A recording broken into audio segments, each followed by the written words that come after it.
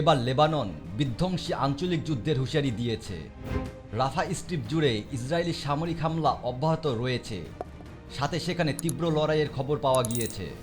Israeli বাহিনী দুটি আবাসিক বাড়ি ধ্বংস করেছে, আর এতে কমপক্ষে ১৩ জন নিহত হয়েছেন। শুধু তাই নয়, অধিকৃত পশ্চিম তীরে ফিলিস্তিনিদের মৃতদেহের উপরও নির্মম অত্যাচার চালিয়ে যাচ্ছে ইসরায়েল সেনারা। সেখানকার বাসিন্দারা বলেছেন, সৈন্যরা কাবাতিয়াতে মারাত্মক অভিযানের পরে 4টি মৃতদেহ তুলতে এবং তাদেরকে নিয়ে যাওয়ার জন্য সামরিক বুলডোজার ব্যবহার করেছে।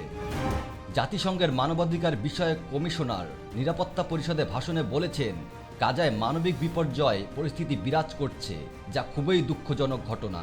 অপরদিকে হিজবুল্লাহ নিশ্চিত করেছে যে শুক্রবার বৈরুতে দক্ষিণ শহরতলিতে ইসরায়েলি হামলায় নিহত 14 জনের মধ্যে ইব্রাহিম আকিল নামে একজন শীর্ষ নেতাও ছিলেন। চলমান গাজা ইসরায়েল যুদ্ধে এ পর্যন্ত অন্তত ৪১,২৭২ জন নিহত এবং ৯৫,৫৫১ জন আহত হয়েছেন। ইসরায়েলে ৭ অক্টোবর হামাসের নেতৃত্বাধীন হামলায় নিহতের সংখ্যা ছিল কমপক্ষে ১,১৩৯ জন। হামাস যখন ইসরায়েলে হামলা চালায় তখন তারা ২০০ জনেরও বেশি লোককে বন্দী করেছিল।